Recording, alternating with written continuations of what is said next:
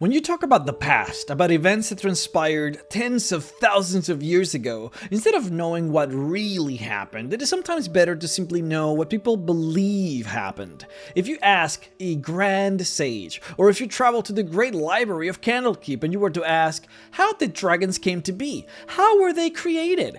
They're gonna answer with what they think happened. Very rarely, if ever, will people actually know what really happened. I mean, the world of Toril as we know it is about 37,000 years old. Nobody truly knows what happened during those formative years. They only have rough ideas, oral tradition, broken manuscripts, and whatever the gods will tell you, and the gods rarely talk about these things.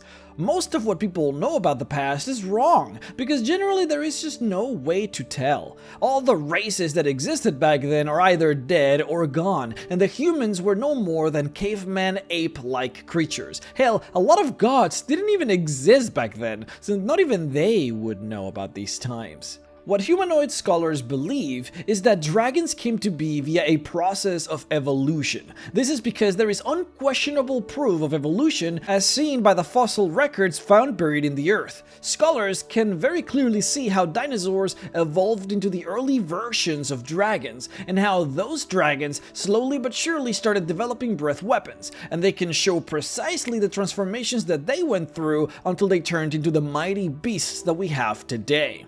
This all started with the wyvern. Indeed, the wyvern is the first link that joins the dinosaurs into the evolutionary tree that follows dragonkind. The wyvern was the first dragon. This wyvern was slightly different, however, much bigger and with a larger wingspan. It is also debatable whether this proto-wyvern had actually the stinger or not, because it appears that wyvern stingers don't actually fossilize very well, so it is impossible to see by scholars nowadays. Exactly when these transformations took place is also a highly contested problem within the educated community of these study halls. Some of the dinosaur fossils records go back millions of years ago, up to 10 million years ago actually, but any form of actual recorded history typically only goes back as far as 37,000 years ago. These dinosaurs that apparently existed before the creator races were bigger than anything that is alive today, even bigger than ancient reds or gold dragons. They were titanic.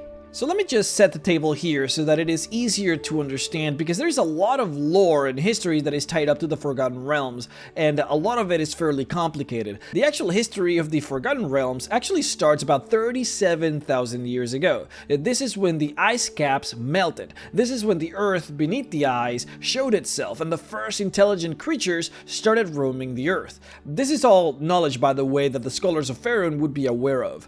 At this point, the creator races started coming out. We have the MrRhexx, which were the serpentine people and the ancestors to all of the snake-like creatures of the world, from the Nagas to the Yuan-Tis to the normal, boring snakes in the grass.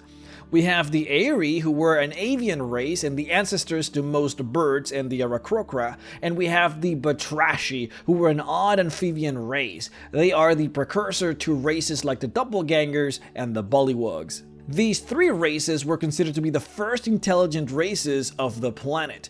Now, we also had humans back then, but they were very primitive. And we also had the Fae, but they left the Prime Realm to go to the Feywild. But these five are considered to be the creator races of the world. To give you a small summary, the MrRhexx dominated the world until a civil war destroyed them. Then the Batrashi and the Aeri fought against one another for domination until the Batrashi basically won that battle. But then the Batrashi fought against the gods, and the gods obliterated them. After that, the dragons came and destroyed the remainder of the Aeri until they started fighting the new Titans and the Giants from the north. After the grand battles between the Giants and the dragons is when we actually start seeing the rise of dwarves and the rise of elves and all that jazz, and the history just goes on and on and on. So far, I have only made videos about this time and place for the MrRhexx, but if you're interested in watching that, then please go and check out my video on the Nagas. That's where I talk about this particular race of creatures. Anyways, I digress. What I have just explained is a hilariously simplified story of the realms, and the story starts 37,000 years ago. However, that's just when the creator races started, and there is apparently more that actually transpired even before that, before the ice caps melted. As players, we actually have no idea what exactly happened for much of that time before the creator races, much like the people that live in Faerun actually have no idea. The one thing they know are that there are fossils of dinosaurs from back then. They can of course see that those fossils are huge, and they can see that there's a clear link in evolutionary patterns between dinosaurs and dragons. But more than that, they wouldn't be able to tell you. The only people that might be able to tell you what exactly happened back then might be the aboleths, who were probably there even before the creator races. If you're interested in knowing about these creatures, then check out my aboleths video. In any case, the first link, the proto-wyvern, was called the Eo-Draco. By the time the Eo-Draco was alive, scholars believe that a massive change in atmosphere happened. A great cataclysmic event that made extinct 99% of dinosaurs. This should be around the time when the world of Toril was almost frozen solid, which was basically the case until about 37,000 years ago. Though that is also basically just up in the air about what happened back then. Some scholars actually believe there was a massive godly battle, others that meteors fell into the planet, but regardless, it was during this time that a rapid form of evolution started happening. From the Eo-Draco, we started getting variations like the drakes and the soda dragons, and of course the wyvern. Then from the more modern wyvern, we had another set of huge divergences, which included the fire-breathing variations which we call the Eo-Draco. An interesting mutation created the multi-headed dragon, but it quickly died off and became extinct. A lot of studies have actually been done to try and connect the multi-headed dragon fossil to hydras, but no connections between those two creatures have been made, and that's why the hydra is not considered a dragon. The scholars are actually pretty sure that they're not related. In any case, from the fire-breathing wyvernish creatures, two big separations happened. Those dragons who survived by being more cooperative, and then those that survived by being more aggressive. The cooperative eventually evolved into the metallic dragons that we know today, and the more aggressive variations evolved into the chromatic dragons that we know today. And once again, these connections between the different kinds of proto-dragons are very clearly made, simply based on the fossils found. The problem with the theory of evolution, not just here on Faerun, but even on the planet of Toril, is that it relies on natural selection, meaning a creature that evolves does so to overcome a problem. Only the dragons that can withstand the searing heat will survive in the searing heat, so those dragons that show mutations that allow it to withstand the searing heat are going to be the ones that will get to reproduce, which in turn will create more dragons that can withstand the searing heat, because the dragons will be passing those genes off to their offsprings. Scholars believe that this is a problem because all red dragons are the same, regardless of region, regardless of planet. Hell, even regardless of realm. If evolution is how dragons were created, then how come a red dragon in realm space is the same as a red dragon in gray space? Earth used to have red dragons way back in the day, and those red dragons looked exactly the same as the red dragons from Toril. Side note, yeah, Earth is a canon place in the D&D multiverse, and some wizards have even done the trip to go there. In fact, many gods from the D&D pantheon actually did abandon Earth to come here to the Forgotten Realms. You can actually move from realm to realm, that's a part of the D&D canon. But in any case, evolution doesn't add up if the dragons don't show specific traits that are unique to their environment. Some scholars of course believe in the creation story, that dragons were simply created by Asgorath. Others believe that they did evolve, but gods diffused them on purpose through portals into other realms, while some scholars believe in a combination of all three options, that the dragon gods had an idea of what they wanted dragons to look like, so they set the seed in their genome, but wanted them to evolve into that final product. Regardless of the truth, this is the biggest debate in draconic origins that you will find within the scholarly community of the world of Toril. Proponents of the evolutionary theory in the Forgotten Realms have in their pockets the fossils of all dinosaurs and fossils of dragons that show a very clear connection. However, proponents of the creation theory have something up their sleeves as well, and that is the Tearfall. See, dragons were virtually non-existent for a long time in history. If they actually were there just living, they didn't make any form of attempt to control the world or to create writing or to colonize in any way. For a long time in history, dragons were simply not a thing. 37,000 years ago, the creator races started colonizing the world, but for the next 7,000 years, as that was happening, dragons didn't even show up. Proponents of evolution say that by that point, the dragons were still in the process of rapid evolution, and they were not yet strong enough or intelligent enough to make an impact, especially not against the powerful kingdoms of that time, which they were pretty powerful. Proponents of creation theory state that the reason dragons were not active during those times is because they just didn't exist. See, I mentioned before that the Batrashi had a battle against the gods, and that the gods destroyed them. The truth of the matter is that the Batrashi started to release long-imprisoned primordials in order to obtain great power and win their wars. The primordials are the arch-nemesis of the gods, so of course this angered the gods, which caused them to join the battle and destroy the Batrashi.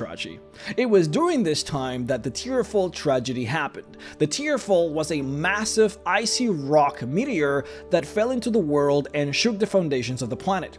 This completely destroyed the Batrashi and most other races. This happened about 30,000 years ago.